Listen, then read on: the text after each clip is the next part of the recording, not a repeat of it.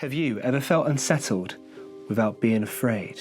Not shocked or threatened, just paused for a moment. Something looks familiar, almost normal, but it doesn't behave in the way that you expect it to. And for a moment, your mind stalls because that feeling, it has a name, and it is called the uncanny. Most people think that the uncanny is about creepiness, strange faces, lifelike dolls, robots that smile a little too long. That's the surface explanation, but it misses the point.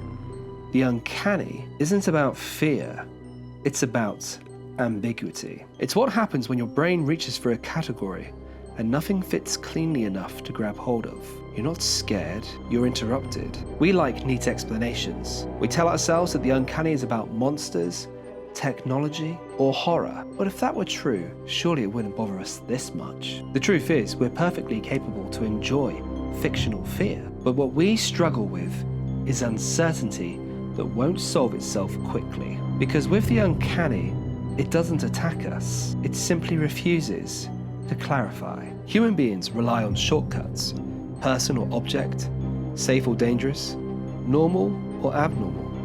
Most of the time, those shortcuts work. Now, the uncanny appears when something looks familiar, but it refuses to behave as expected. And in that moment, our fast thinking systems fail. There's a pause, and modern life doesn't deal with pauses very well. Everything around us is designed to collapse hesitation.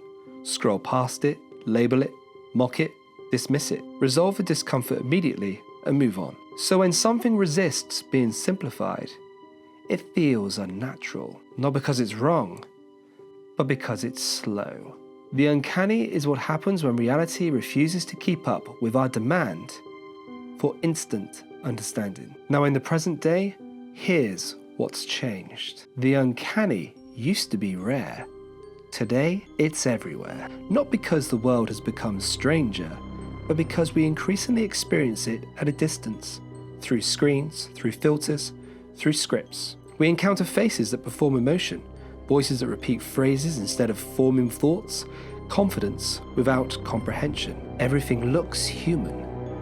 Everything sounds human. But something feels missing. And that's where the unease really comes from. Not because something isn't human, but because it might be. And that feels disengaged.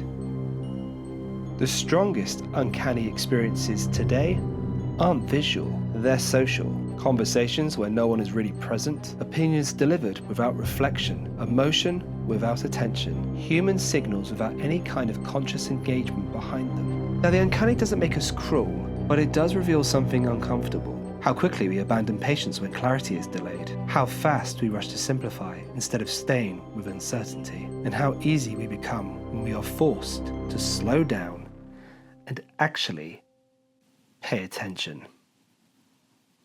So the next time something unsettles you, why not ask yourself, is something wrong with what I'm seeing? Or is this simply the moment where my shortcuts stop working? Because the truth is, the uncanny isn't a glitch in reality. It's a test of your perception. We don't fear the unknown.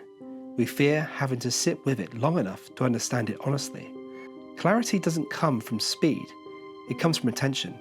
And attention is something we're quietly unlearning. So that pause you feel when something doesn't fit neatly, don't rush it, because that's where thinking actually begins. If you've enjoyed this video, please like and subscribe, leave a comment. I try and answer all of them.